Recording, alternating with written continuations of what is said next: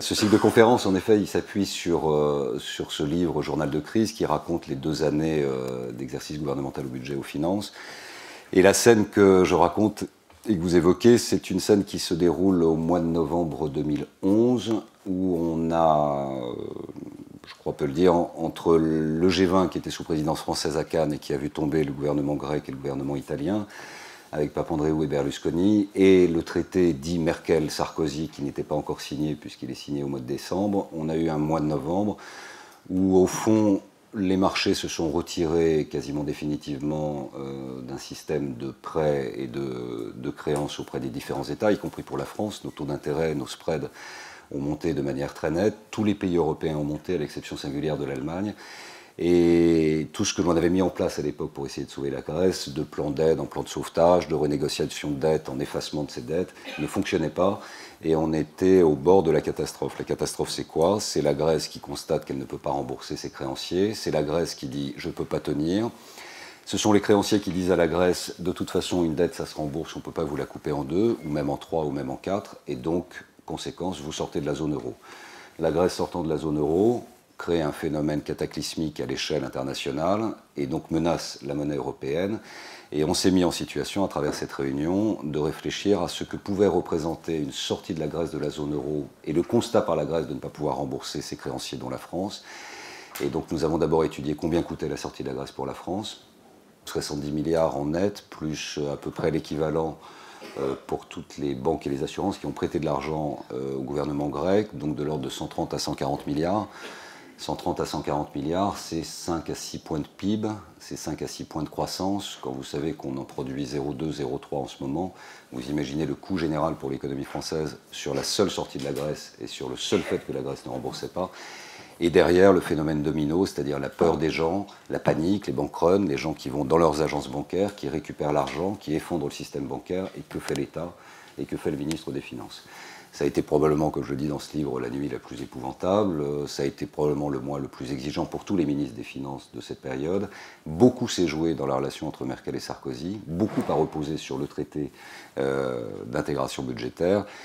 Ce traité a été signé début décembre, ça a un peu rassuré les marchés. On a trouvé un accord in extremis début janvier ou fin janvier autour de la Grèce et on a échappé au pire. Voilà le pire de la situation et le pire, c'est effectivement l'éclatement de la monnaie, les conséquences économiques, l'effondrement du système bancaire et une crise économique récessive sur de très nombreuses années. Ça, c'était pour alimenter l'ambiance, vous faire sourire, vous dire que ce sont des métiers que vous pourrez exercer avec beaucoup de bonheur, beaucoup de sérénité, beaucoup de tranquillité et un apaisement personnel qui vous conduira vers votre propre bonheur. Vous avez même étudié, si j'ai bien compris votre livre, le délai qui aurait été nécessaire pour remettre en marche les usines, pour fabriquer à nouveau les pièces et les billets en France.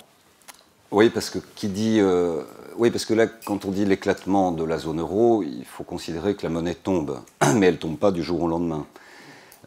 Tous les ordinateurs mondiaux sont libérés dans les monnaies internationales, le dollar, le yen, le renminbi et naturellement l'euro. Donc ne serait-ce que pour le changement des ordinateurs, ça prenait je sais pas, 2 à 3 années pour changer l'ensemble des logiciels.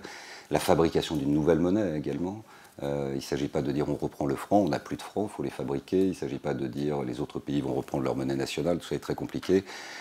Je dois la vérité dire qu'on n'est pas allé dans le détail du processus, puisque Dieu merci, il y a eu ce traité qui a sauvé l'affaire, mais s'il avait fallu, oui, il aurait fallu, au nom des États, rentrer dans un schéma où on reprenait notre monnaie, on gardait une monnaie internationale qui s'appelait l'euro, et le temps du processus prenait de nombreuses années, dans une récession économique qui effondrait également les recettes. Donc c'était évidemment une aventure terrible. Qu'est-ce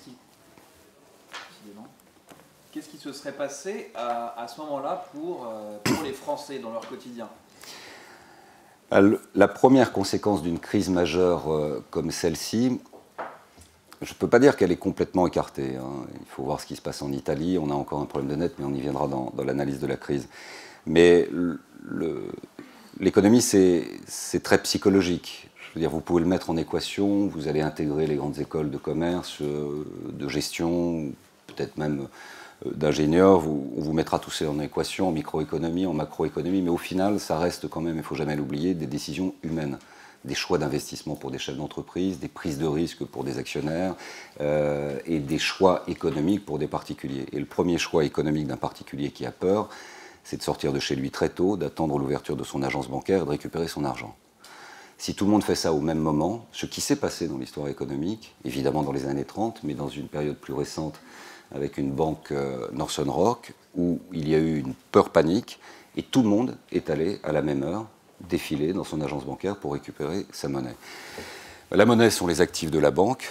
Il n'y a plus d'actifs pour la banque s'effondre. C'est-à-dire qu'elle ne peut pas elle-même, puisqu'elle se prête entre elles, rembourser ses propres créances, donc le système s'effondre. C'est-à-dire que vous n'avez plus de banque, et quand vous n'avez plus de banque, pour ça que ça ne sert à rien de leur taper dessus, parce que c'est absolument nécessaire, c'est comme si vous n'aviez plus de poumons ou plus d'artères pour irriguer le cœur, vous n'avez plus rien pour faire fonctionner le corps. Et le corps économique s'appuie sur les banques, vous n'avez plus personne pour prêter aux entreprises, et vous n'avez plus personne pour récupérer l'argent, donc le système s'écroule. Donc la première décision d'un État confronté à une telle situation, c'est de nationaliser les banques, de racheter les banques, de mettre toute la force de la crédibilité d'un État soi-disant engagé sur l'éternité pour dire on rachète les banques et donc on sauve les économies des gens et on sauve le système économique. Mais ça ne suffit pas. Évidemment, derrière, il faut faire ce que j'évoquais tout à l'heure, c'est-à-dire en effet rentrer dans un système d'une nouvelle économie, d'une nouvelle monnaie. Une nouvelle monnaie, ça veut dire une nouvelle parité. Une nouvelle parité